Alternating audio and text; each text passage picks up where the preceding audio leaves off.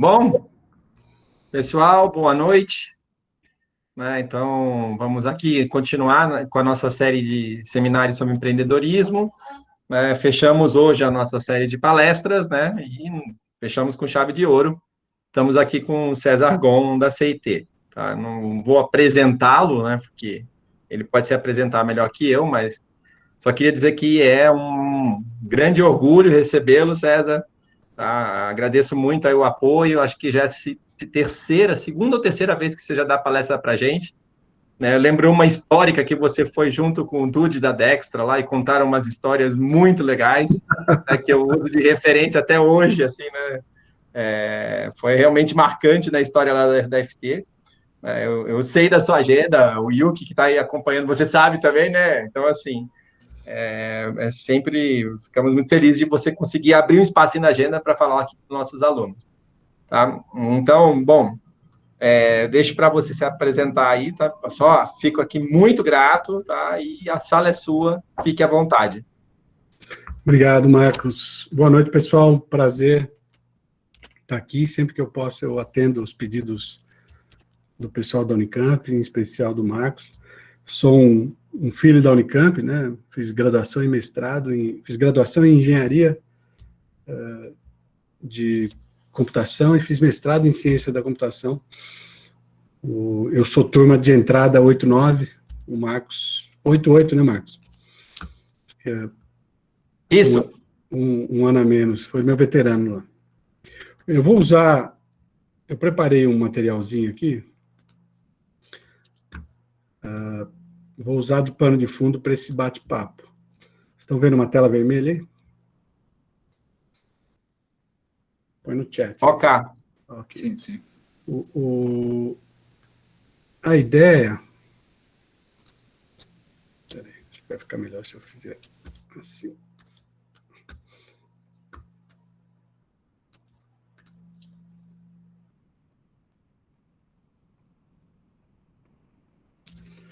Estão vendo ainda, né? Que eu mexi no negócio aqui.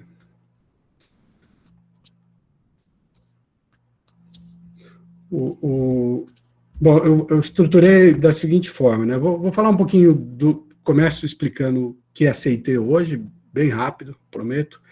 Depois eu volto lá para trás, na minha época de estudante, e de como é que nasceu a CIT, e depois eu dou uma pincelada na trajetória aí, são 25 anos de jornada, e aí eu abro, acho que é legal a gente interagir, vocês perguntem o que quiserem aí de qualquer uma dessas épocas, sobre qualquer perspectiva. Acho que para ficar legal aqui tem que virar um bate-papo, então o Marcos falou que vocês não são muito de fazer pergunta, por favor, façam perguntas, senão a gente vai acabar muito cedo isso aqui. Então, eu chamei de maratona digital, porque 25 anos não é uma corrida de 100 metros, e sim uma maratona, né? A CIT hoje é uma empresa que tem mais de 3 mil colaboradores ao redor do mundo, né? Estrategistas, designers e full stack aí de engenharia de software, né? A gente trabalha basicamente com empresas grandes ou muito grandes, em diferentes países, em diferentes indústrias.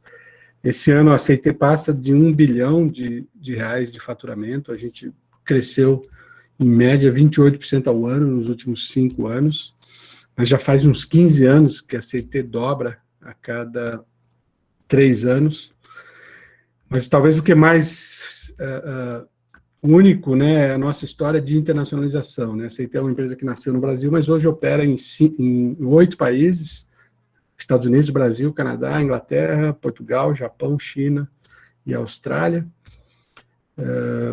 Uma empresa que tem muito focada em um ambiente de aprendizado e colaboração. A gente é um Great Place to Work há 14 anos consecutivos, a única empresa de tecnologia do Brasil há 14 anos nessa lista.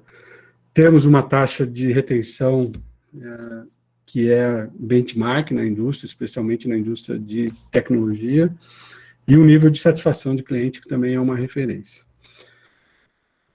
Bom, falei 8 países, a gente nasceu no Brasil, a primeira filial foi nos Estados Unidos, que é o nosso maior mercado hoje. A CIT tem 60% da receita fora do Brasil. Depois dos Estados Unidos veio China, Japão, depois veio UK, e esse ano a gente abriu Canadá, Portugal e Austrália. Depois eu posso falar um pouquinho disso também.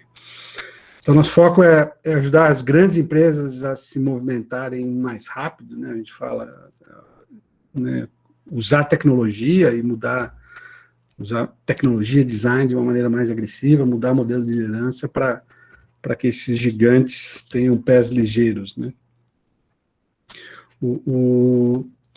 Bom, a ideia agora é falar um pouquinho desses capítulos, mas eu vou voltar um pouquinho para trás agora, né? Como é que eu me tornei um empreendedor, né? Na verdade, eu sou um programador, eu sou de Amparo, uma cidade do interior aqui, na direção de Serra Negra, e eu, na verdade, comecei a programar muito cedo. Eu comecei a programar aos 11 anos de idade. Para aquela época, muito cedo. Hoje em dia, aquela época era muito difícil. Na década isso era 1982, muito difícil conseguir um computador. E acabou que eu me encantei, me apaixonei pela computação em si, né? E acabei decidindo fazer carreira na área de computação, mas a minha carreira desenhada, logo que eu entrei na Unicamp, em 89, era de pesquisador, né? E eu fiz graduação, fiz mestrado, e eu queria fazer um doutorado nos Estados Unidos, já estava meio esquematizado, só que eu não tinha dinheiro para fazer o doutorado. E aí a CIT nasce como um projeto temporário, né? Eu chamei 2 colegas, Bruno e Fernando, de turma, da mesma turma de engenharia, e falei, eu estou querendo juntar dinheiro, acho que a única coisa que eu sei fazer é resolver problema com software, eu queria montar uma empresa, trabalhar 1 ano, e depois fechar ela, e aí eu vou fazer meu doutorado, se vocês tiverem afim. Sei lá por que razão, eles toparam. Aí nasce a CIT, era um foco em R&D, desenvolver software, né, componentes de software para a internet. Era o início, era uma época muito boa para se empreender nesse assunto, porque começava a internet no Brasil e no mundo, disponível para as empresas, né? Ela saía de dentro dos muros acadêmicos, e começava uma demanda que depois ia ser exponencial no mundo corporativo por aplicações e desenvolvimentos relacionados à internet. Então, a gente acabou pegando esse vento a favor. 6 meses depois, né, eu digo que aí a verdadeira fundação da CIT, eu chamo meus sócios e falo, na verdade eu desisti do doutorado, o que eu quero fazer é isso mesmo, né, eu quero ir para os Estados Unidos, mas não para fazer doutorado, e sim como uma tech company, quero montar uma empresa brasileira de tecnologia, mas que seja competitiva globalmente. Aí de verdade nasceu, eles toparam, repactuamos que a nossa jornada não seria de 1 ano, seria de uma vida, e a partir daí a gente começa de verdade a construir a CIT. A gente tem uma fase Brasil, que vai até 2006, onde a gente estava crescendo, mas basicamente ainda atendendo empresas no Brasil. Nesse momento a gente abre a primeira subsidiária fora do Brasil. Depois eu posso, se vocês quiserem, eu conto detalhes, mas o plano era todo errado, mas deu certo. E a CIT começa a sua fase de internacionalização. A gente fez uma captação de dinheiro para fazer essa foi a primeira, né, captação da nossa história para fazer o processo de internacionalização. Apesar do plano ser muito ruim, a gente acabou saindo do outro lado, e aí começa a história de crescimento global da CIT. Um pouquinho depois, nesse momento a gente muda bastante o que a CIT fazia, ela deixa de fazer né, aquela a proposta, né, a oferta não é mais o desenvolvimento de aplicações para a internet, ele passa a ser mais amplo, ele para conseguir sobreviver ou competir nos Estados Unidos, a gente precisava colocar elementos mais agressivos de inovação, a gente fez uma mudança radical para o modelo ágil, e a gente acabou construindo aí, sendo muito pioneiro no modelo de criação de plataformas digitais, e isso teve a gente acabou tendo um market fit, né, bastante interessante, porque nos Estados Unidos começava a revolução dos smartphones, né, começava a revolução do cloud computing, advanced analytics, vinha um pouquinho depois, vem machine learning, IoT, começava uma grande dobra de possibilidades tecnológicas, e isso era uma estrada interessante para construir a nossa reputação, né. Esse processo ele é emblemático, porque a CIT ela vira no avesso em todos os aspectos, a gente tem que se redesenhar. Estava dando muito certo do ponto de vista de mercado, mas internamente, né, eu e a liderança, a gente estava se perdendo na gestão da CIT por um desencaixe, né, a nossa escola de gestão era a escola do século XX, comando e controle, clássica, né, desdobramento de objetivos e tal, e a gente percebe que para conseguir, né, liderar aquele sucesso inicial, explorar aquele sucesso inicial de mercado, principalmente nos Estados Unidos, a gente precisaria realmente nos reinventar como líderes, né, para colaboração, para cocriação, e a gente adota o arcabouço do Lean. O Lean é uma parte importante na minha história, né, de como filosofia de gestão, e não só eu, mas toda a liderança mais sênior da CIT, a gente entra num processo de mudança que acaba resolvendo a equação para a própria CIT, mas também chama a atenção dos nossos clientes que falam, pô, a gente também está com esse mesmo problema, o nosso problema não é só software, não é só tecnologia, a gente também precisa enfrentar o desafio da mudança nos modelos mentais e nos hábitos de liderança. Então, aí isso vira uma nova CIT que agora ajuda os clientes não só na questão da tecnologia, mas também na questão de modelo de liderança e sistema de gestão.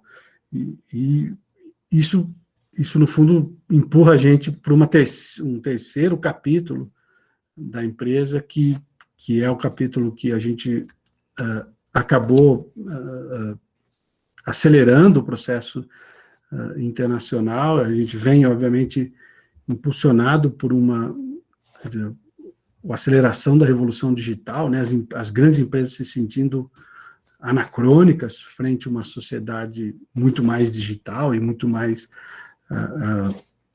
volátil nos seus comportamentos de compra.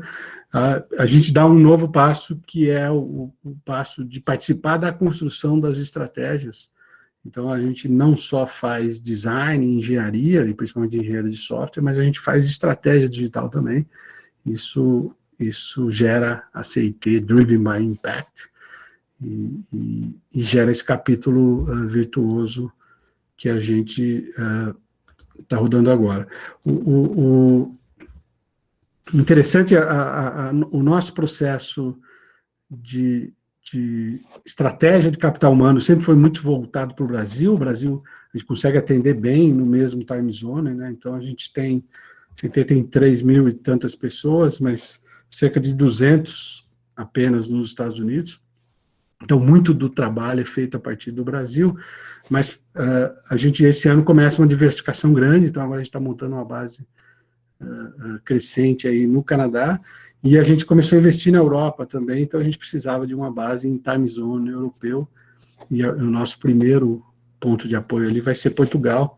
A gente está montando uma base, um centro de competência em Portugal.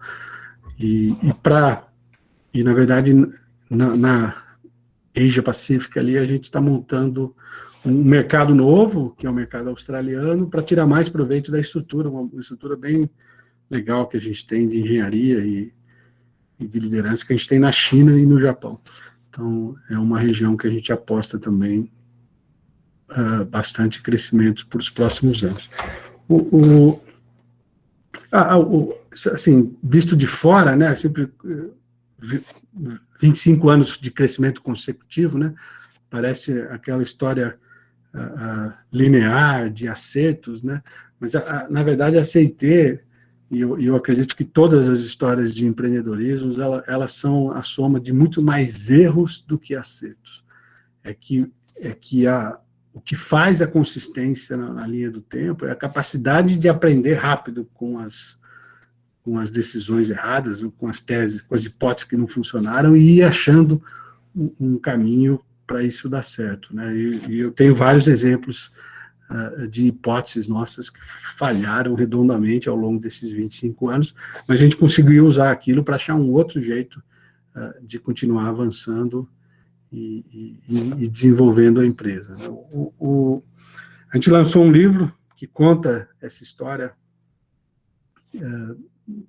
uma boa parte dessa história em detalhe, chama Faster, Faster, The Dawn of Lean Digital, é o nascimento, né, do Lean Digital. O Lean Digital passou a ser a nossa contribuição de como é que você, do ponto de vista metodológico, consegue juntar, né, o pensamento Lean com a agressividade do uso de tecnologia, de design, né, que vem do digital, e acabou virando o nosso guarda-chuva metodológico para os processos de mudança, de transformação. Então, tem um livro que é a explicação da gênese dessa abordagem, está disponível, no final eu tenho o link aqui, está disponível no nosso site, em diferentes formatos, e ele a versão digital é gratuita. A gente também participou de um case study da London Business School, né, Escola de Negócios né, mais relevante de UK, sobre o nosso modelo organizacional. Vou falar um pouquinho sobre isso, que eu acho que ele é um capítulo novo da CIT, que a gente aposta muito, que vai nos permitir continuar sendo uma empresa ágil, uma empresa que se move, que aprende rápido, né? Na base de você cair e levantar, eu acho que essa rede de segurança tem um nome no mundo corporativo, ela chama cultura. As empresas com cultura mais sólidas, mais consistentes, elas conseguem se adaptar muito rápido à mudança e à adversidade, né? A gente viu isso agora, né, com a pandemia. Eu aceitei, ela se movimentou muito rápido, e isso não porque a gente já sabia o que ia acontecer, ou porque, de alguma forma, a gente tinha processos ou uma abordagem para cuidar disso, mas porque a nossa cultura, ela é a nossa rede de segurança quando o chão abre, né, no mercado, e por alguma razão você precisa se reinventar muito rápido. Isso não aconteceu só com a CIT, acho que eu pude ver claramente, né, empresas com culturas mais consistentes se moveram muito rápido nessa travessia pandêmica, e empresas com culturas, digamos, mais frágeis, tiveram e ainda estão com muito problema para fazer essa travessia num ambiente absolutamente inóspito, né, para negócio, para tudo, né, na perspectiva individual, pessoal, e na perspectiva corporativa, né. Acredito a nossa cultura há três fatores, ou três pilares, né, do que a gente chama do CIT Way, que eu acho que é um framework interessante para pensar em cultura.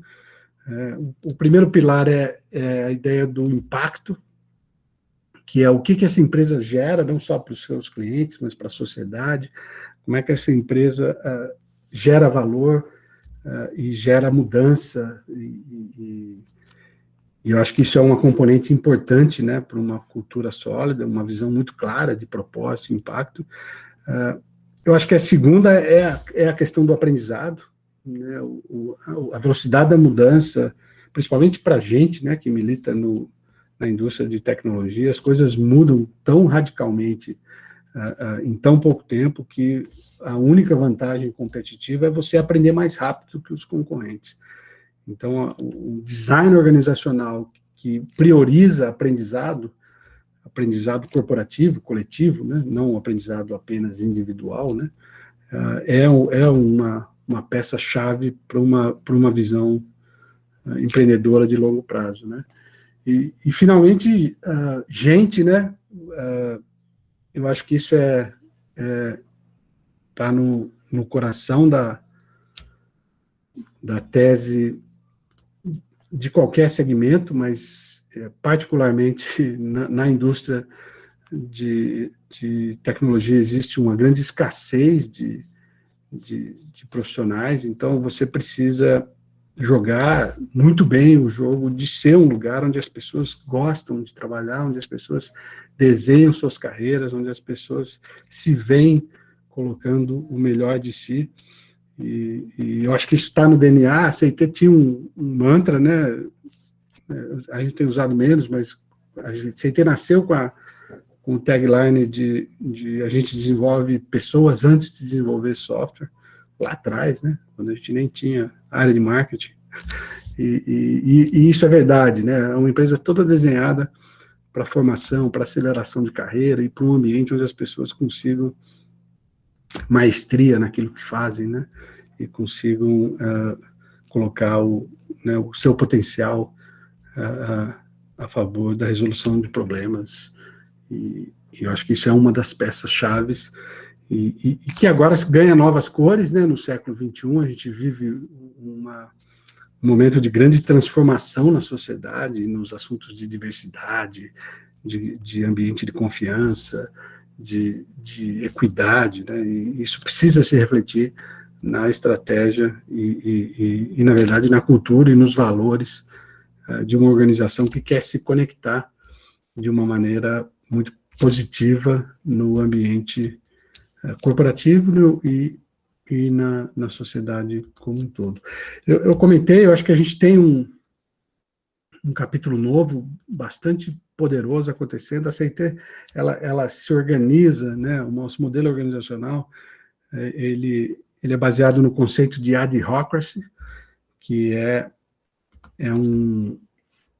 uma teoria de modelos organizacionais onde você prioriza empreendedorismo e ação, e você vai tentando manter a organização o mais flat possível, né, menos hierárquica, e uma organização que se rearranja de maneira bem natural conforme as oportunidades de mercado vão acontecendo, né? A gente é organizado mundialmente em 13 unidades, que a gente chama de Growth Units.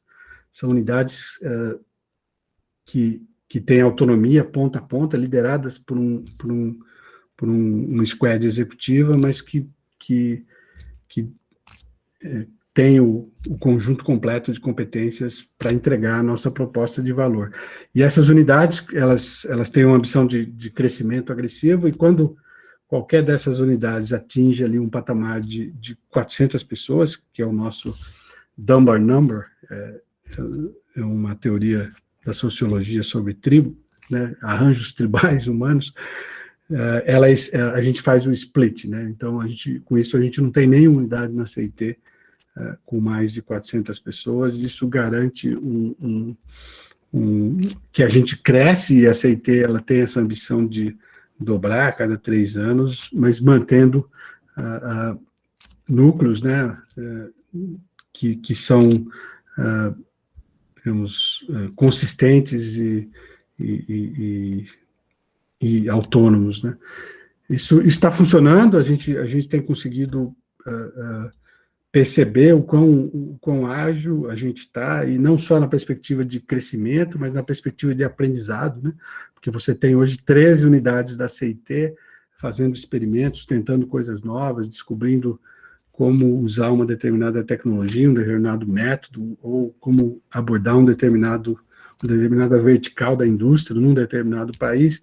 E a gente tem as nossas guildas, que é a maneira como essa estrutura se encontra para compartilhar aprendizados e criar, né, e evoluir a visão da própria CIT, né? A gente usa o vocabulário de a CIT é uma plataforma na qual essas growth units estão fazendo negócios e crescendo, e a gente, essa plataforma provê uma unidade de branding global, né, de marca, uma unidade de visão de capital humano e desenvolvimento de capital humano, uma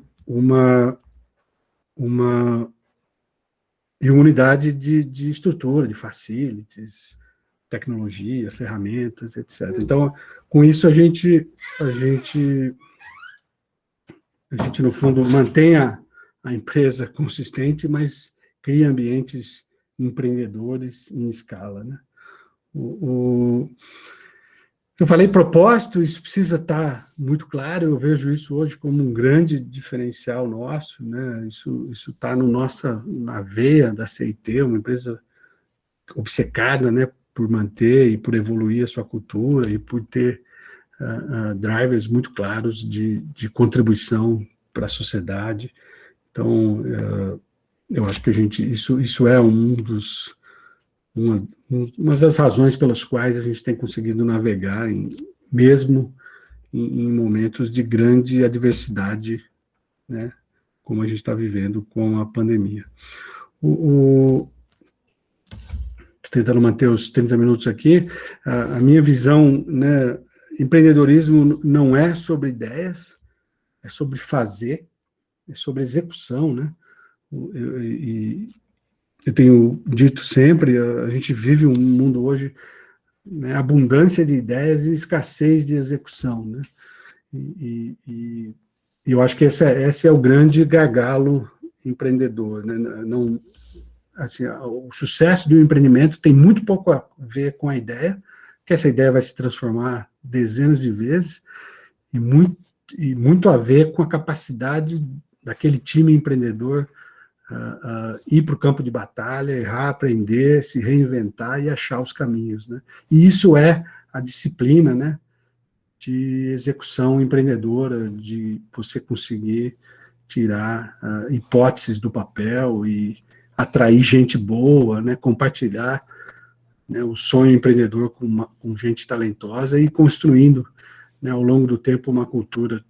Tudo pode ser muito rápido na construção de uma empresa, mas a coisa que é difícil encontrar atalhos é a construção da cultura.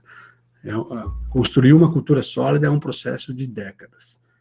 Construir um negócio grande, dependendo da sua sorte ou da sua perspicácia, pode até ser uma coisa mais rápida, mas a cultura ela depende ela precisa de tempo e maturação e um exercício constante de liderança para que ela vá se evoluindo, se solidificando e se transformando, né? Acompanhando os movimentos de mercado e os movimentos da sociedade como um todo. Eu vou deixar com vocês referências, leituras que me encantam. Obviamente, aqui tem uma série de assuntos nesses livros, tem os assuntos apaixonantes, livros sobre Lean como gestão, como filosofia de liderança, tem livros sobre design, que eu acho fundamental, né, no capítulo empreender, principalmente na indústria de tecnologia, ela está sendo, digamos, tomada de assalto pelos métodos e pelo pensamento relacionado a design, né? Livros de arquitetura organizacional, gestão e cultura, né? E o nosso livro, Faster, Faster. Tem um livro de DevOps, para quem quer ver como é que nasceu o Phoenix Project, né? Tecnologia. E o Faster, Faster, a gênese do Lean Digital como metodologia para atacar as oportunidades do século digital. Sites, referências da CIT, a gente tem um blog, a gente tem um site, né, que é um repositório de artigos, né, o CIT Learnings, e a gente tem um download do livro. Eu vi que o Marcos até já postou um link direto para vocês ali baixarem. Bom, a parte slide eu já terminei aqui, agora eu vou fechar.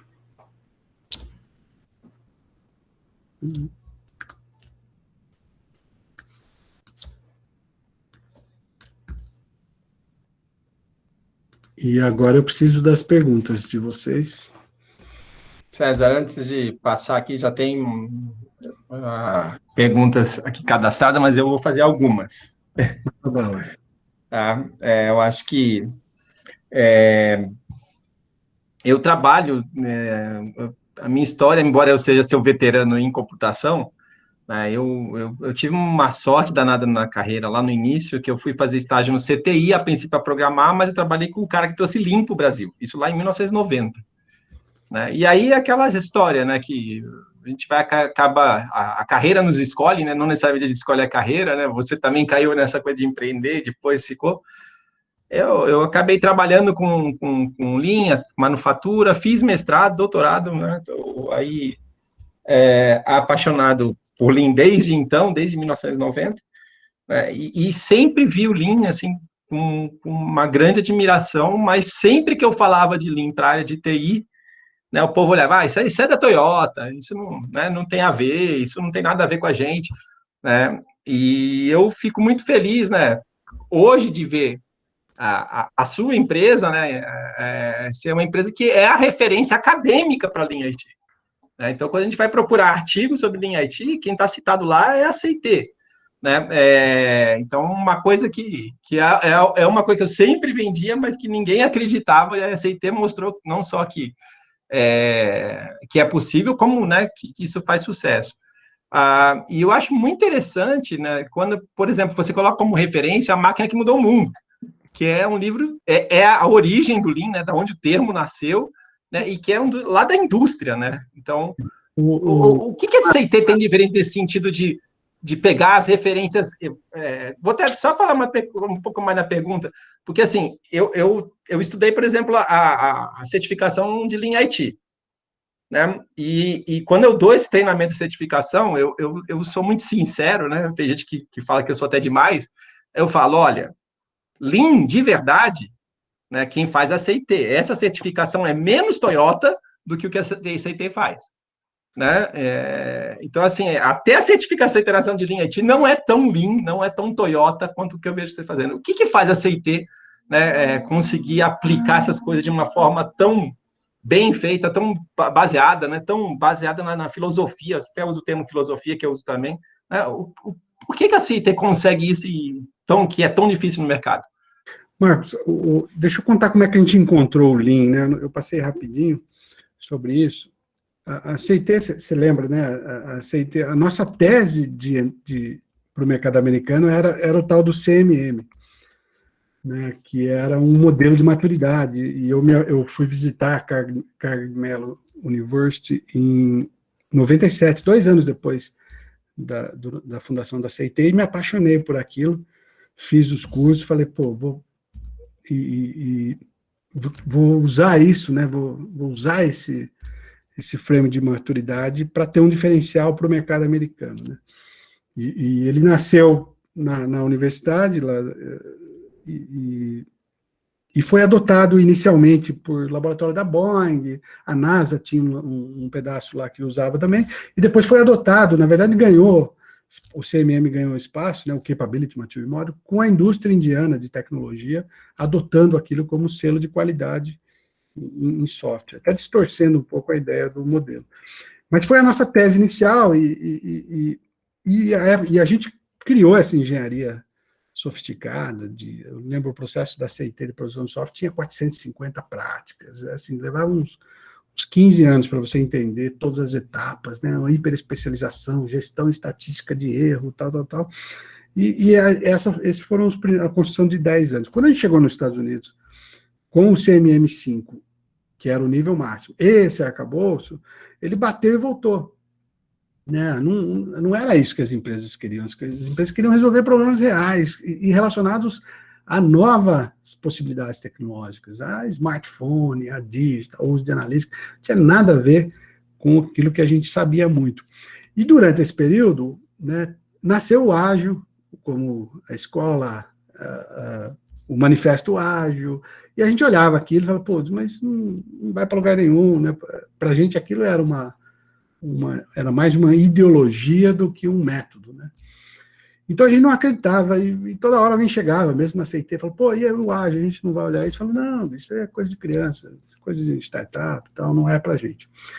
Mas quando a gente cai lá no Silicon Valley, e um dos primeiros clientes nossos, a gente tem uma sorte do caramba foi o Yahoo, né? E o Yahoo era o Google da época. O Yahoo falou, eu conto isso no livro, né? Falou, César, pô, legal a empresa de vocês, mas para trabalhar com a gente não vai poder ser esse processo de vocês aí, o CIT Unified Process, né? Que era baseado no RUP, o ML e tal. Vocês vão ter que aprender um outro negócio aqui. A gente olhou, falou, putz, tá bom, vamos tentar. Mas quando a gente começou a fazer, começou a dar muito certo. Né? A gente era contra, mas a gente fez porque o Yahoo pediu para a gente experimentar. E aí a gente não conseguia entender por que dava muito certo, por que era mais produtivo, por que tinha mais qualidade, porque cadê a engenharia desse negócio? Aí o Lean nos ajudou, porque o ágil em si, ele não explica a origem dele também é do Lean. Né? Na verdade, o Scrum lá nasceu, né, da primeira tentativa de aplicar os 5 princípios Lean ao processo de produção de software e organização humana, né, aquele arranjo humano. Mas aí então a gente foi para o Lean, né? Porque aí a gente começou a entender por que o ágil era tão poderoso. E mais do que isso, né? Quando a gente foi para o Lean, e a grande referência do Lean era a manufatura, a gente falou, mais importante do que as ferramentas criadas pelo Lean para a manufatura, e eram inúmeras, são os princípios Lean. A gente precisa aprender os princípios e aí criar as ferramentas para software e para tecnologia. Então, a gente não ficou apegado ao Lean Manufacturing, né, que vem direto, que é copy and paste do Toyota Production System. A gente voltou para trás e falou, estoque, o que é estoque em software? Né? O que é One Piece Flow? Né? O que é o Value Stream? A gente foi relendo conceitos e aplicando, e esse negócio foi dando certo, né? E de repente a gente tinha até pelo menos um framework mental para estender o ágil, porque também o ágil ele era poderoso, mas ele era ingênuo para um ambiente corporativo grande, né? Ele funcionava em ambientes e culturas mais arejadas, mas quando você vai para uma empresa grande, um grande banco, uma grande varejo, uma grande CPG, a banda toca de um jeito muito mais complexo. E a gente conseguiu, né, abraçados ali ao Lean, traduzir o ágil. A gente, na época, até criou, a gente chamava de Enterprise Agile, né, que era o ágil corporativo, que depois a gente falou, não, isso é Lean Delivery, a gente parou de usar até o termo ágil, não, isso é Lean Delivery, e esse negócio catapultou a CIT já como alguém que tinha conseguido levar o ágil em escala para o ambiente corporativo. E depois vem o digital.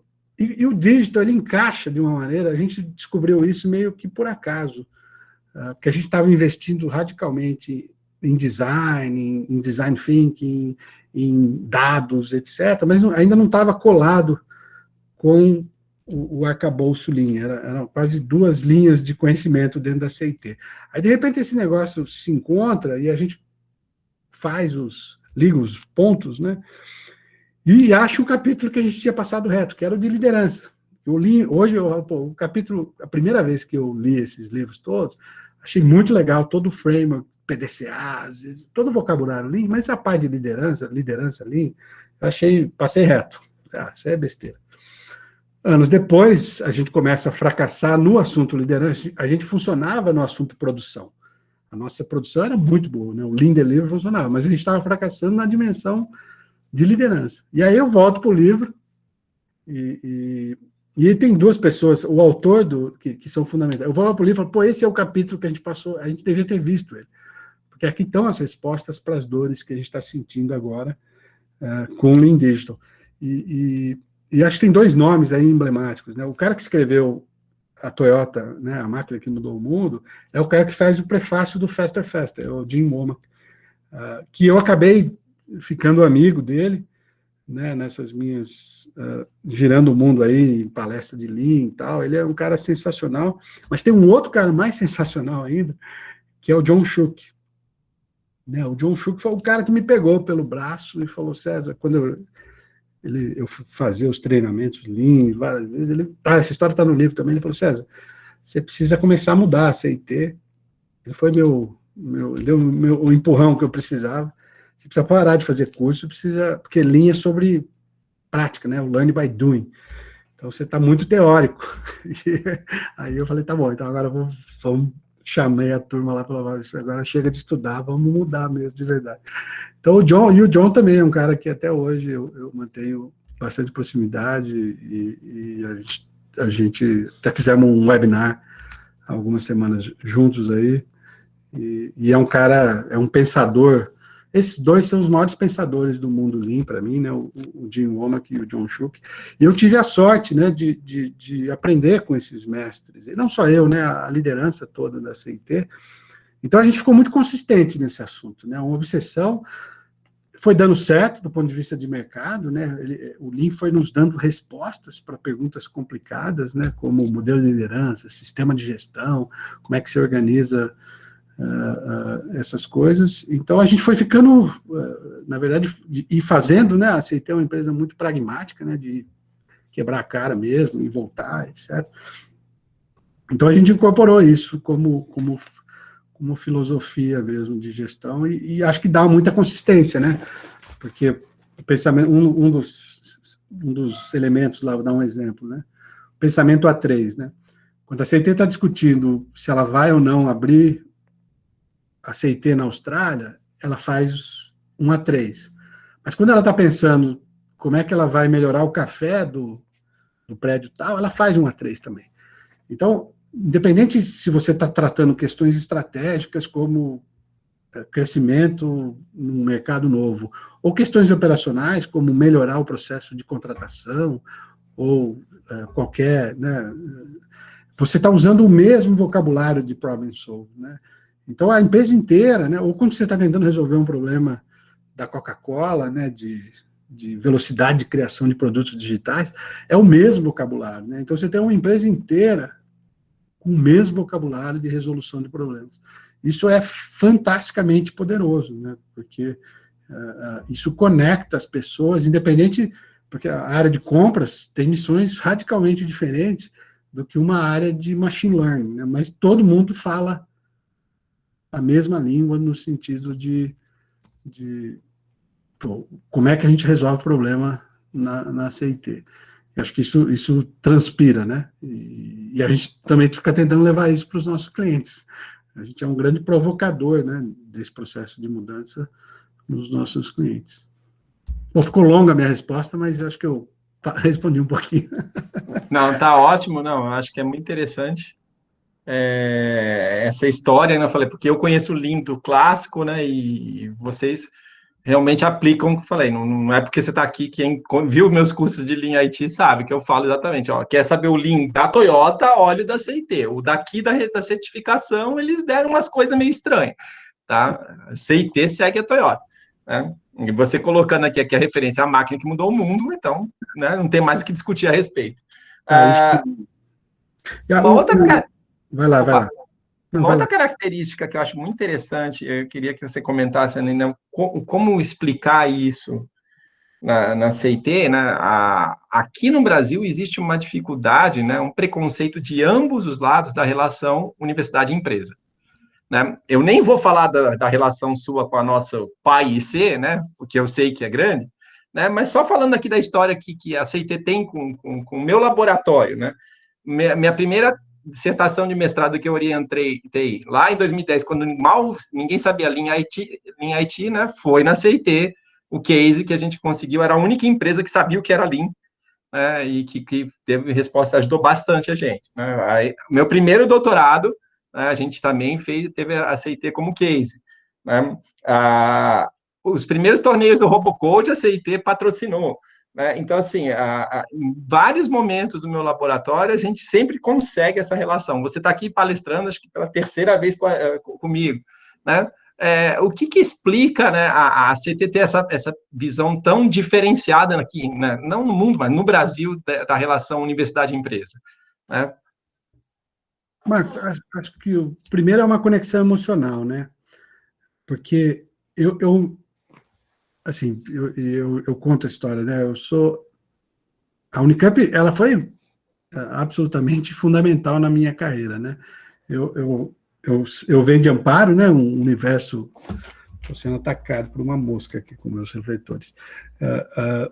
Um universo bem restrito do ponto de vista de conhecimento, né, e cai na Unicamp. Aquele foi um momento, um aha moment, não só para mim, né, acho que para muitos de nós, principalmente para quem vem mais do interior, e ali começou, assim, essa abertura de visão que a Unicamp me deu, e eu acho, sempre digo isso, eu acho que a Unicamp ela tem um lado, obviamente, de conhecimento, de ensino, etc., mas tem uma coisa que é mais, ela também tem um lado de relacionamento humano, de intersecção de conhecimento, né? Você não fica preso à sua área, ao seu departamento, né? Você acaba circulando por outras áreas. Isso foi muito importante para a minha formação, né? Eu tive a chance de fazer iniciação científica, mestrado, etc., conhecer o que estava se pesquisando em outros lugares do mundo, né? Começar a usar a internet muito cedo, né? E ter um tato ali do que isso podia virar, e acabou que disso nasce a minha história empreendedora, né? Nem falei aqui, né? Computação, empresa júnior, né? Participei da gênese lá da Compec, depois Unicamp Ventures, né? Que eu ajudei a criar também, e eu tenho, então eu tenho uma conexão emocional, então sempre que eu tento give back, né? Sempre que me chamam, né? Estou ajudando agora na criação do fundo do Lumina, né? Do fundo patrimonial da Unicamp, que acho que é uma iniciativa fantástica aí do reitor, e várias outras coisas, né? Então, a minha visão, e a gente usou muito a marca Unicamp no início, eu falei isso também, falei para o Brito, na época, o ex-reitor, né? Falei, quando a CIT era muito pequenininha, a gente falava, não, a gente é da Unicamp, né? Somos engenheiros da Unicamp, tal, porque a gente não tinha reputação ainda, então a gente prestava um pouquinho do nome da Unicamp. Isso quando ele me pedia para usar o nome da CIT, ele falou, pô, estou indo aqui para fazer uma apresentação, não sei aonde, no Canadá, posso usar o nome da CIT? Eu falo, claro que pode, né? Usei tanto o nome da Unicamp, fica à vontade, Brito. Mas é a minha visão de que, no fundo, a nossa indústria é a indústria do conhecimento, do aprendizado, né? Então, a gente precisa ser uma empresa arejada, a gente precisa ter convicção forte sobre o que a gente acredita ou não acredita, mas a gente precisa ser uma empresa que é aberta no sentido de aprender com o que os outros estão fazendo também, e dizer o que está fazendo para alguém criticar, para alguém construir em cima. Então, tem muito dessa... agora mesmo a gente está fazendo um convênio na área de machine learning lá com o IC, então assim, é uma história, a própria Sensidia, né, que é um spin-off nosso, já teve durante muito tempo laboratório ligado à Unicamp, então eu tenho, bom, não só a minha formação, meus sócios eu encontrei na Unicamp, minha esposa, Silvia, encontrei na Unicamp também, então os professores, né, tenho muito carinho por eles, foram conselheiros no início da jornada, sempre me ajudaram. Então, eu acho que faz parte da minha formação, né? E não só minha, né? A CIT tem uma densidade grande de Unicamp, né? Porque a gente era a primeira leva de não só os founders, mas toda a primeira leva de que hoje são os líderes, né? É tudo da Unicamp também. Então, depois a gente... Graças a Deus a gente diversificou, né? Mas eu acho que os primeiros 100 colaboradores eram 100% Unicamp, ou mestrado ou graduação. Mas depois a gente parou com essa besteira e hoje a gente é uma empresa mais plural.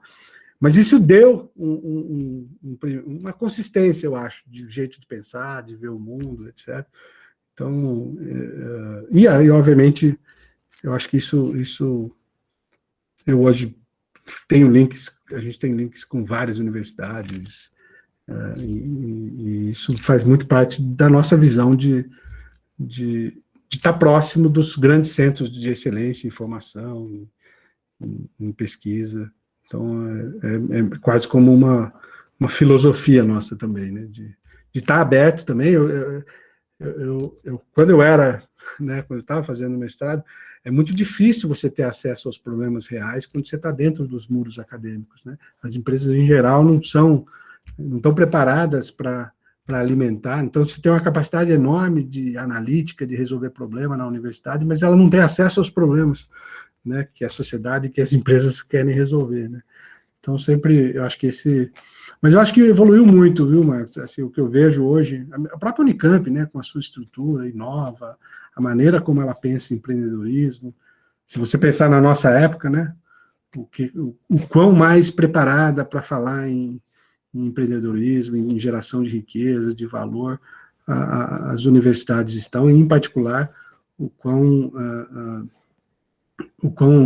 de maneira quão positiva a Unicamp evoluiu, né?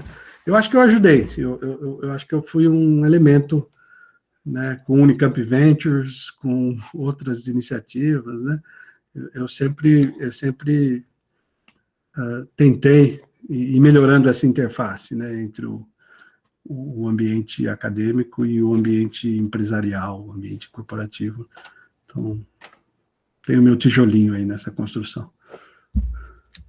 Legal, importante tijolo, viu? Acho que a gente precisa reforçar cada vez mais, né? Vocês têm uma relação muito forte, mas acho que a gente precisa tornar essa coisa mais global, né? Para as universidades ajudarem mais, né, a nossa economia, por um lado, né? E a gente ter casos reais para experimentar, né?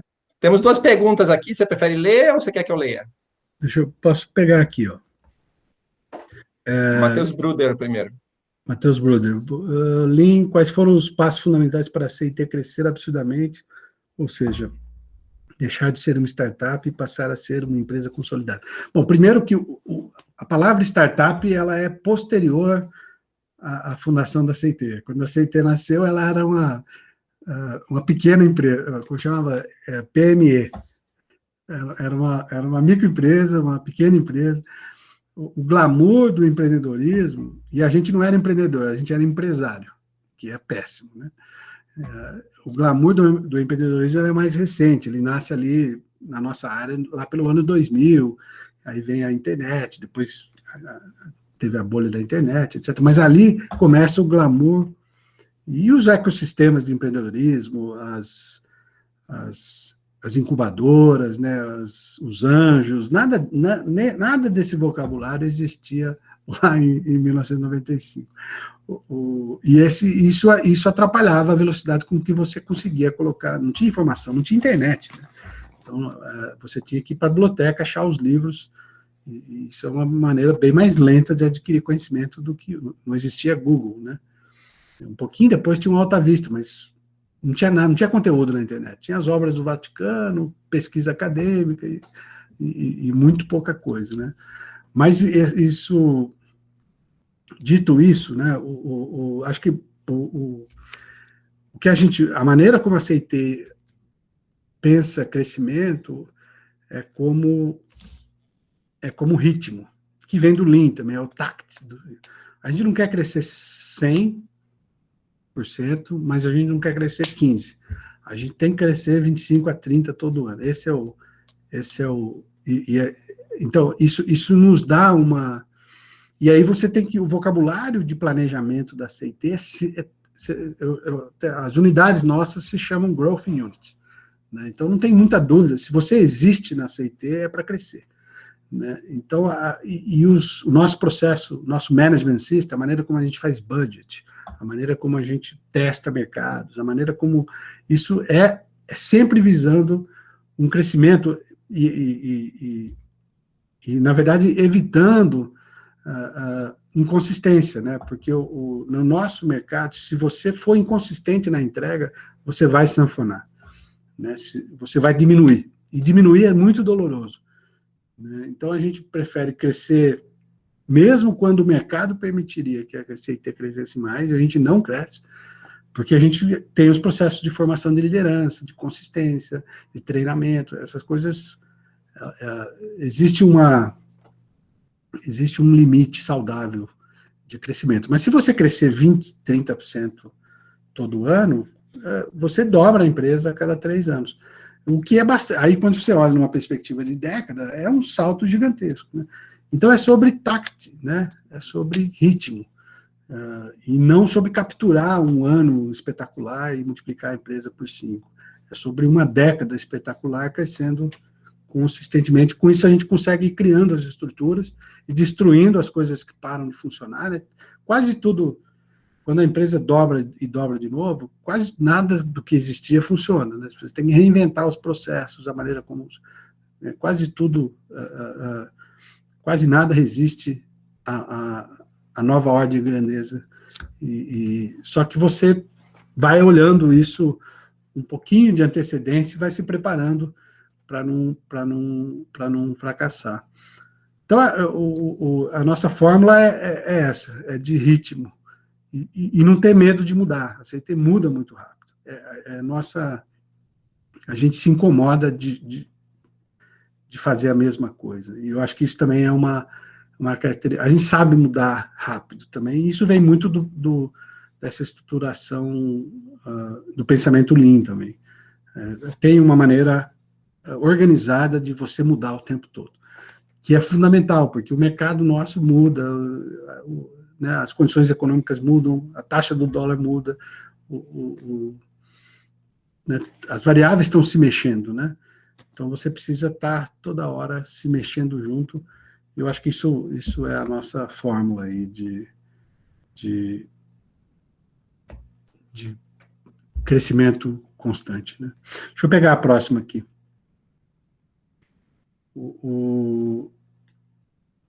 Durante todo o processo de gerenciar como você e sua equipe lideravam com momentos de tomar decisões arriscadas? A gente vai acho que isso tem a ver com os calos do empreendedorismo, né? Bom, eu não terminei de ler, né? Como você e sua equipe lideravam com momentos de tomada de decisões arriscadas, sabendo que tomando a decisão errada podia ter um alto custo. Você vai se acostumando a essa pressão empreendedora, né? Eu acho que a maneira de isso não ficar muito pesado no ombro é isso ser coletivo. Né? É um modelo de liderança onde você realmente toma as decisões de alguma forma colegiada, né? Sem que isso vire letargia, né? Sem que você fique lento para tomar as decisões. Eu acho que a gente tem um balanço interessante. Então, a gente toma, assim, frequentemente decisões que dão um frio na barriga, mas a gente, de certa forma, está preparado para voltar atrás. Acho que uma das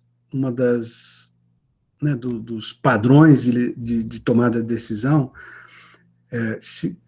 e às vezes a decisão tem muito risco, mas esse risco é reversível, né?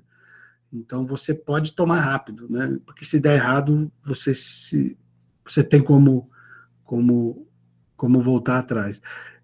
Algumas não são reversíveis, essas doem muito mais, né? Eu vou contar uma delas aqui.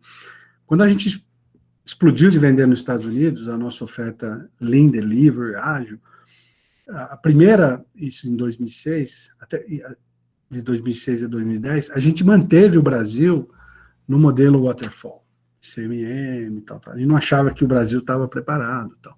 Mas lá em 2010, a gente ficou com a empresa dividida em duas. Tinha uma empresa ágil, inovadora, etc. E tinha uma empresa mais quadradinha, disciplinada, Waterfall. E a galera, de um lado, querendo ir para o outro, né? Porque é muito mais legal a empresa organizada em células e com autonomia.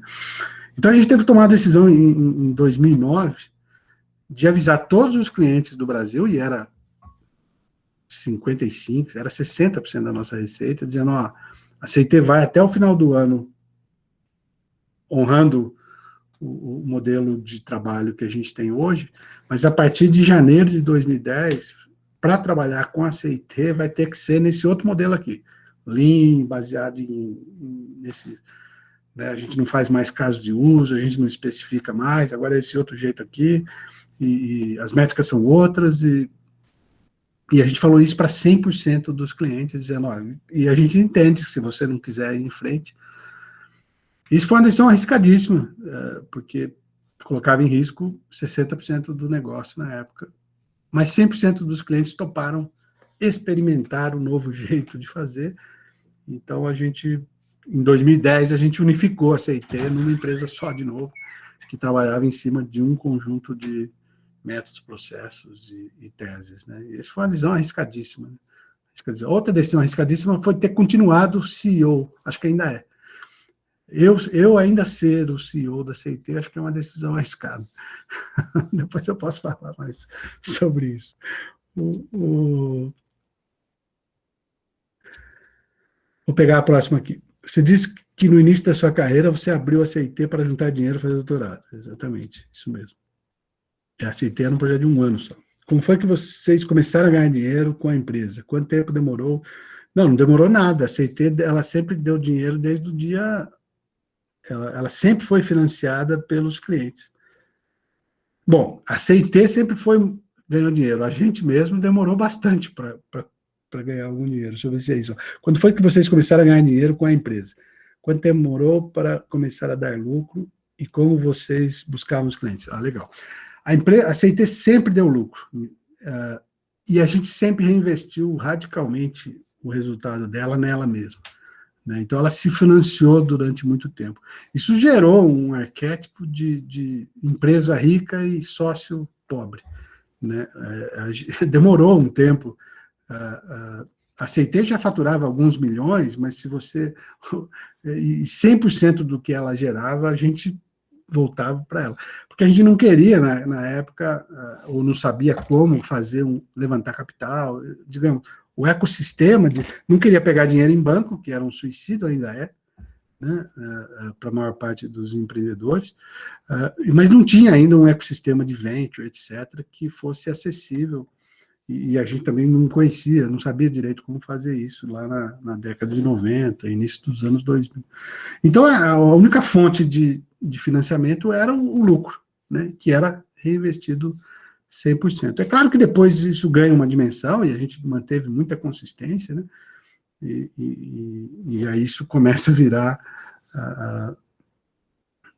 digamos, uma fonte mais interessante de renda para os próprios founders, 10 anos depois da fundação da CIT. Como é que a gente buscava cliente? A CIT não tem vendedor, até hoje, ela não tem vendas, ela não tem a disciplina de vendas. A tese nossa, primeiro que a gente deu sorte, né? Quando a gente criou a CIT, um pouquinho depois veio uma demanda por desenvolvimento e soluções tecnológicas ligadas à internet absurda. Então, você não precisava vender, você só precisava entregar. E quem entregava, né, quem vendia a CIT, e até hoje, quem vende a CIT são os clientes da CIT. Né? Claro que hoje a gente tem um trabalho de marca, de propósito, de reputação, né, global, etc. Mas na indústria B2B, né, o grande argumento de venda é a sua reputação com os clientes. Ainda é assim. Então, essa máquina de brand, o que ela faz é pegar alguma coisa que deu muito certo na Coca-Cola e mostrar para o mundo inteiro quem está por trás disso é a CIT. Pegar alguma coisa que deu muito certo no Itaú e falar, ó, é a CIT. Pegar alguma coisa que deu muito certo no Google lá, que a gente fez, e ó, quem está por trás disso é a CIT.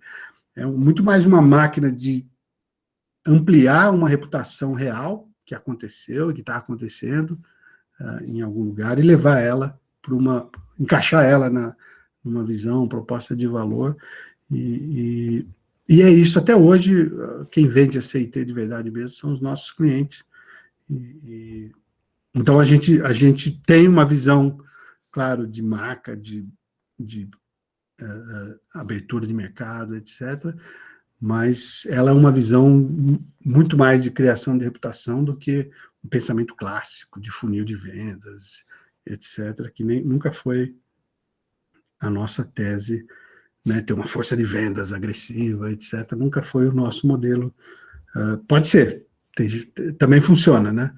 Tem gente que consegue fazer isso funcionar. A nossa é a qualidade do que a gente faz e a ampliação disso no mercado através das histórias poderosas que a gente vai construindo com os nossos clientes.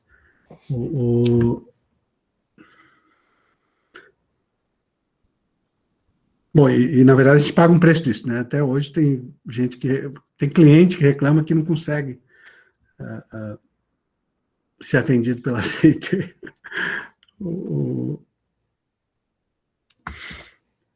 Quanto de apoio precisou logo no início? E como foi esse apoio, aliados? Não, a gente não teve apoio. Na verdade, teve apoio no sentido de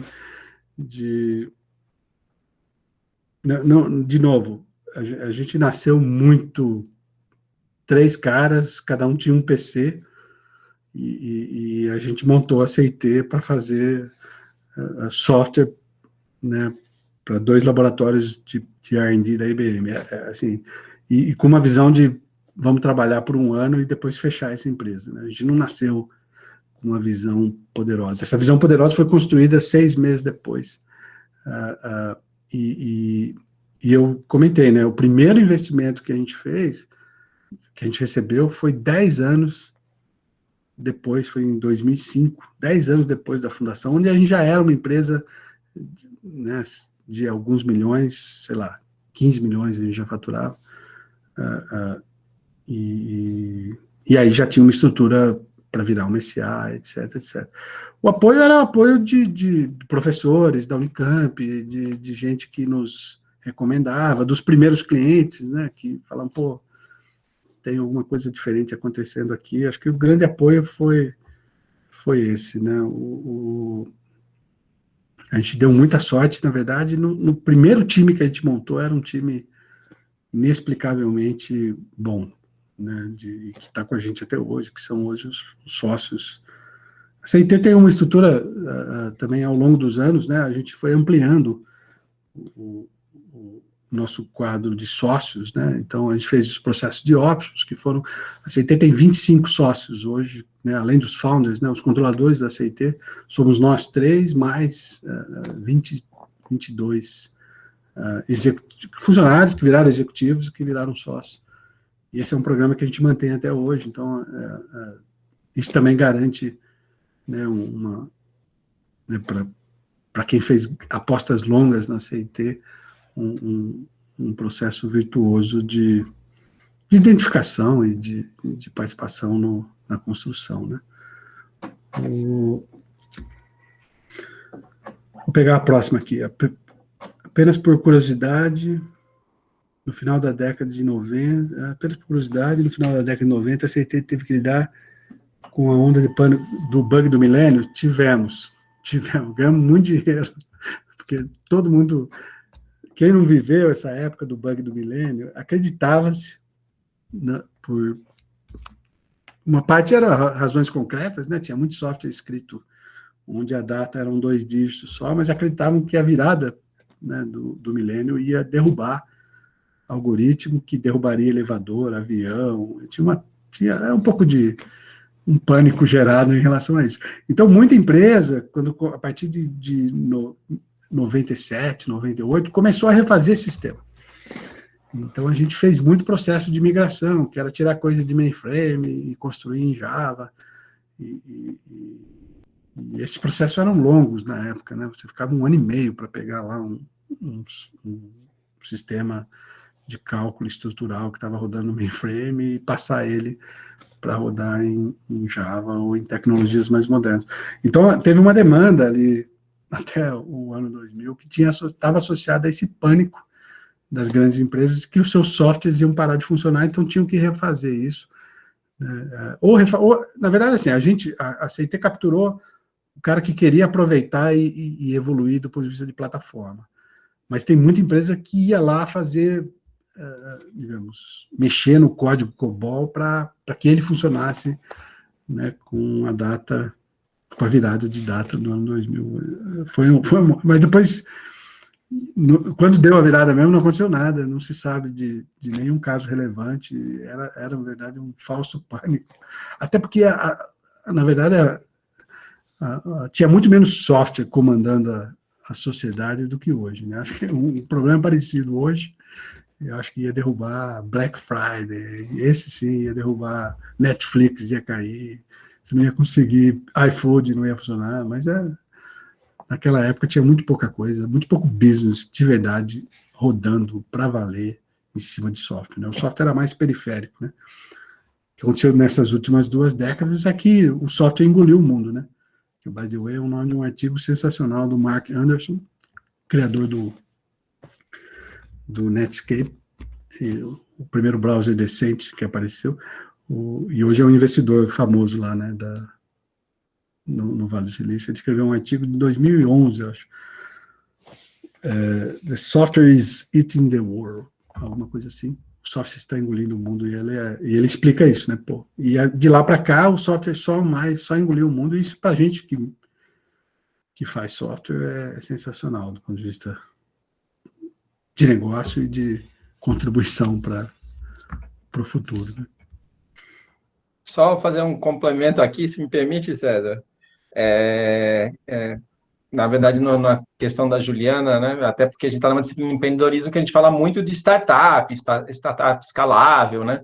Então, a CIT não é uma empresa de produto, ela é uma empresa de serviço, né? Então, a questão de precisar de investimento para você decolar no início não é tão necessário numa empresa de serviço quanto numa empresa de produto, né? E com relação a aliados, eu acho que, assim, o que a CIT construiu ao longo do tempo, e eu falo como eu era um contratador de empresas, né, e a CIT foi uma que eu negociei bastante na época que eu era contratador de empresas, né, para fazer software, é que a CIT construiu, desde o primeiro momento, uma imagem de ser uma referência de técnica. Então, assim, o que há a crista da onda da web, o pessoal da CIT sabe fazer.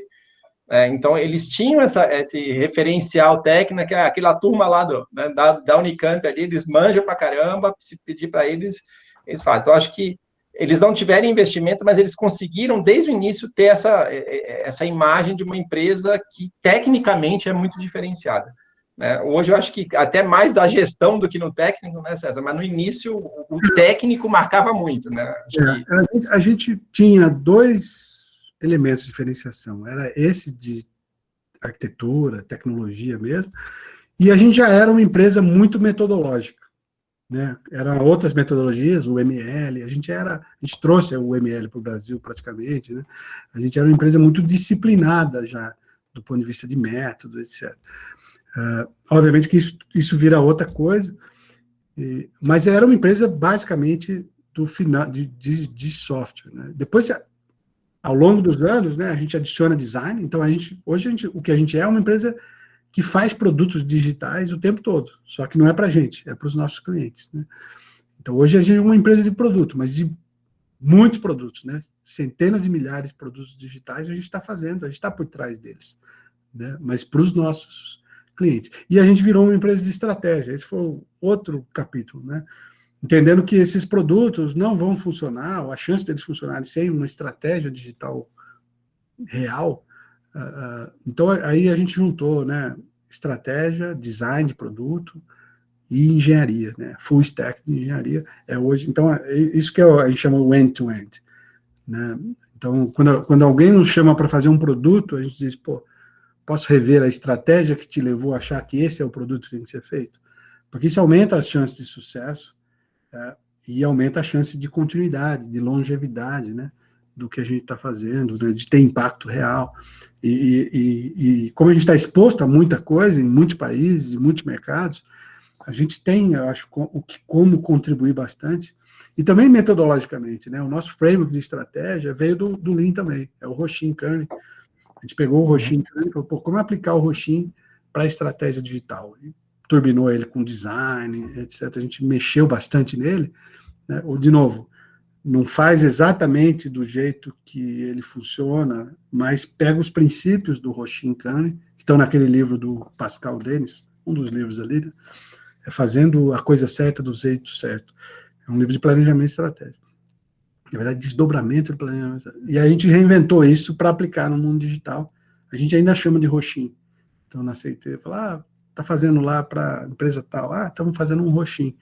Na verdade, estamos fazendo um planejamento de estratégia digital. A gente ainda usa o cacuete lá do Lean, de chamar de Roshin. Então, a gente foi se sofisticando, mas continuando uma empresa de serviço. E toda vez que aparece um produto lá dentro, a nossa tese é o spin-off, né? A Sensidia é uma empresa de produto, né? Está ficando grande a Sensidia, né? saiu, né? Eram 2 funcionários, viraram founders, a gente é sócio deles.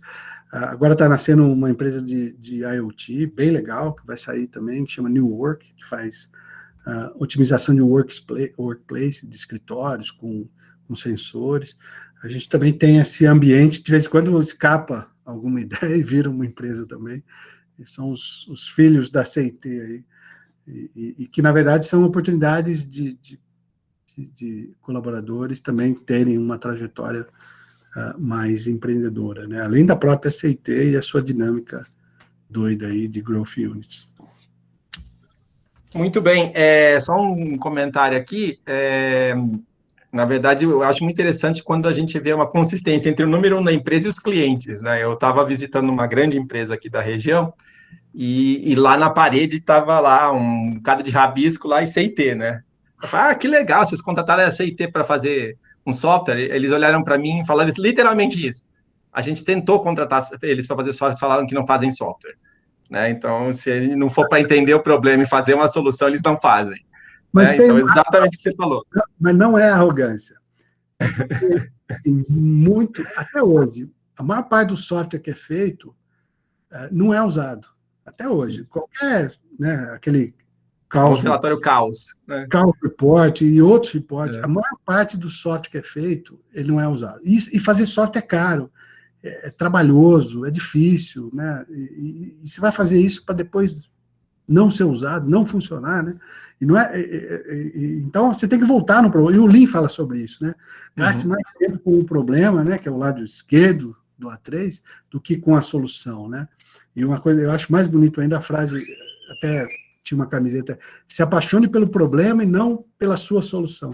Porque, no fundo, o software, o Jump to Solution, né? Agora a bola 150 features vamos fazer, isso chega o tempo todo na CIT. Só que, se você não entender por que 150 features?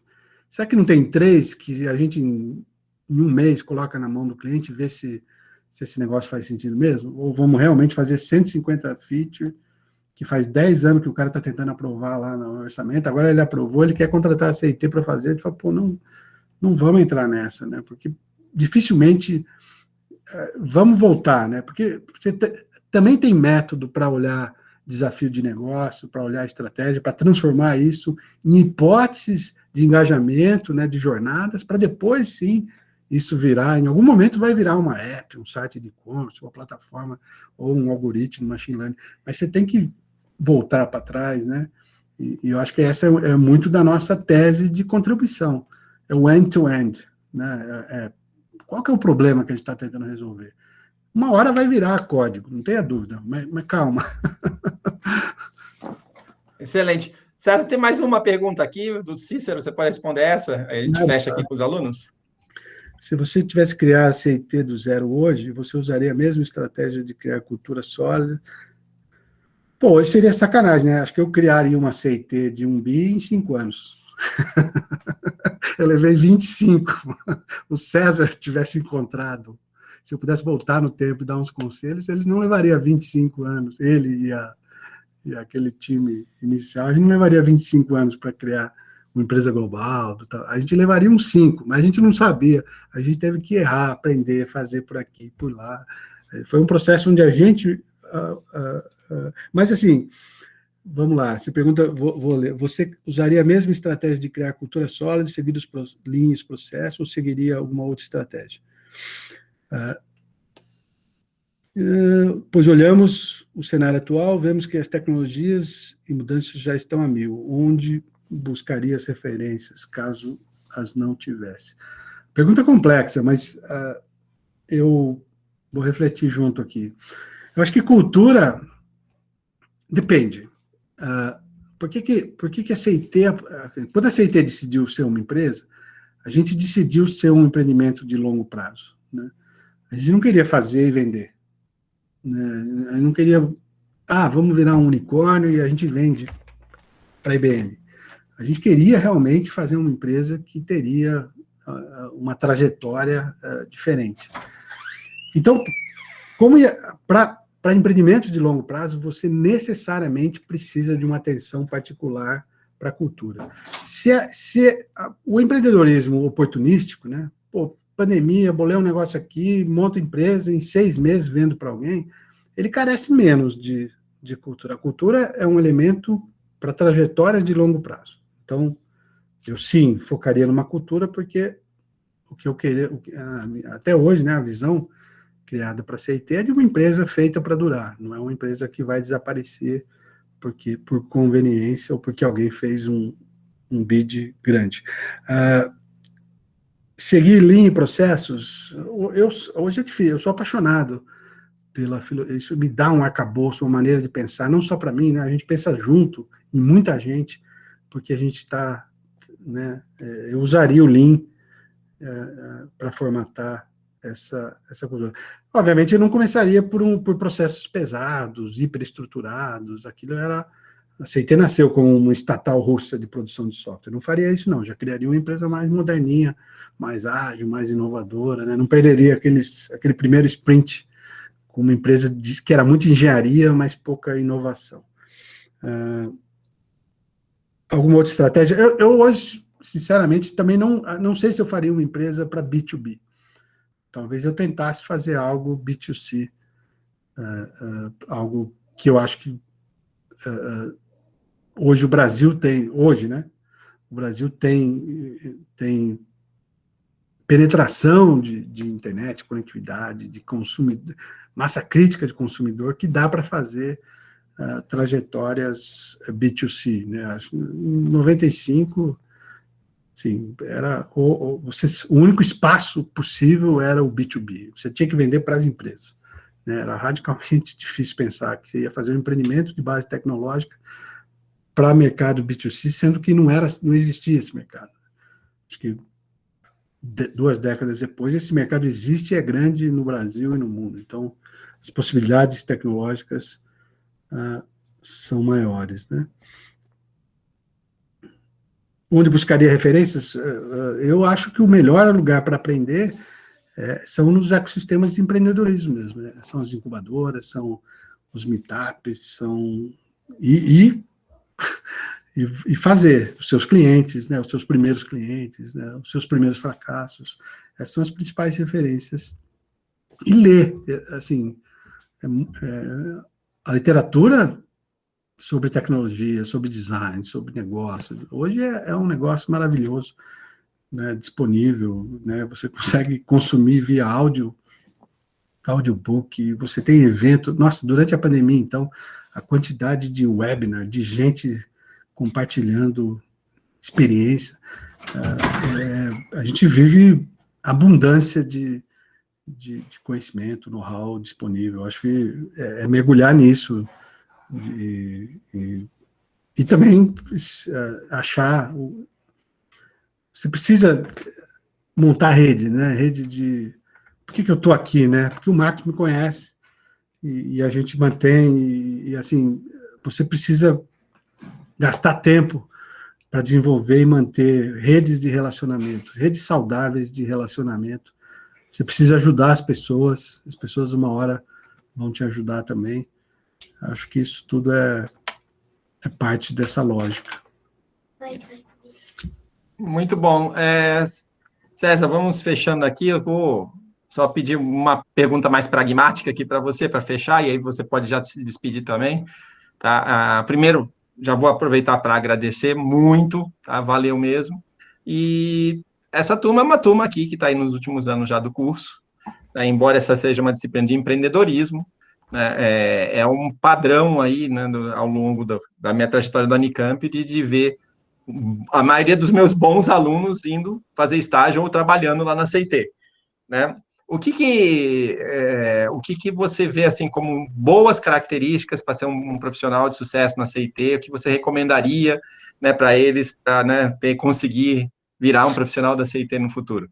E aí você já pode se despedir. Tá bom, vou me despedir sim. Eu não falaria da CIT, mas eu acho que um profissional de sucesso na nossa indústria, né, no mercado, e aí certamente com a alegria de quem sabe tê-los na CIT, eu acho que ele combina algumas características, né? Uma é a forma de aprender, né? Eu acho que isso é básico. Ninguém vai muito longe na nossa indústria se realmente não tem fome de aprender, que se sente incomodado o tempo todo com o estado atual do que você já sabe, né? Eu acho que esse assim, não tem como sobreviver nessa indústria sem ler, sem estudar muito, sem... A outra, que é uma característica nossa, e eu acho que cada vez mais, até por influência nossa também, né, dos ambientes colaborativos, é a co-construção, a co-criação. É você fazer junto com os outros, né? Essa capacidade de colocar o seu conhecimento, essas ideias, e co-criar com outros, né? Isso, e com pessoas bem diferentes de você, né? Num ambiente de diversidade, de diferença de opiniões. Eu acho que essa é uma característica do profissional, do valioso profissional, aquele que se dá bem num ambiente onde você não é muito autor, você é coautor de quase tudo, né? Você está sempre fazendo as coisas com os outros. E se quiser uma terceira característica, seria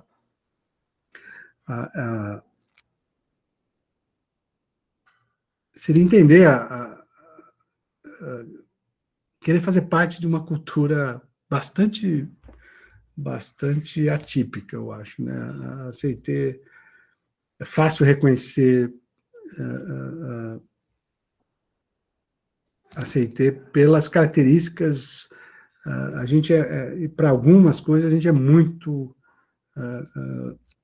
inegociável, né? Então, eu acho que entender o que é a CIT é um bom cheque antes porque vai ser difícil, é uma cultura sólida, uma cultura que se mexe, mas ela se mexe de uma maneira bem particular, né? Então, precisa gostar daquele jeito informal, muito informal, né? Uma empresa que confia muito, mas que se decepciona se essa confiança é usada, né? Muita liberdade na CIT, as pessoas se assustam, né? Outro dia, um executivo nosso que veio da IBM falou: pô, César, não é possível que é assim que vocês fazem, né, orçamento, que assim é um nível de confiança absurdo, né, em cima de um negócio que é dinheiro, né? Falo, pô, isso sempre foi assim, mas tenha certeza de que isso está dentro de um contexto, de um ambiente absolutamente de confiança, onde nenhum tipo onde os anticorpos, para que se alguém, né, jogar contra essa cultura, eles vão acontecer muito rápido. Então, existe uma rede de proteção que eu acho natural e vigorosa, né? A gente conseguir ficar numa empresa grande, mas continua arejada e sem se burocratizar demais. Mas precisa gostar desse ambiente meio caótico, toda hora tem alguma coisa mudando que eu acho que é rápido perceber a pegada e ver se é para você ou não. É muito rápido mesmo, a gente acha que é o próprio processo, a maneira como a gente faz o processo de seleção, ele já dá uma boa amostra do que a gente é. Eu preciso encerrar, queria agradecer a todos a paciência, esticamos aqui a aula do professor, um prazer enorme, espero voltar outras vezes, desejar sorte para vocês, espero que sejam empreendedores, independente no sentido mais amplo, né? Vocês tenham seus próprios empreendimentos ou empreendam, né, dentro das empresas que vocês forem trabalhar. Eu acho que o mundo precisa disso, né? Precisa de gente que está disposta a mudar as coisas. Obrigado, gente. Boa noite a todos. Obrigado, Marcos. Um abraço. Obrigadão, César. Até mais. Então, fechamos aqui, gente, hoje, né, a série de palestras. Semana que vem, vamos aí olhar os projetos, começar a olhar os projetos de vocês para a banca. Ok? Boa noite, pessoal.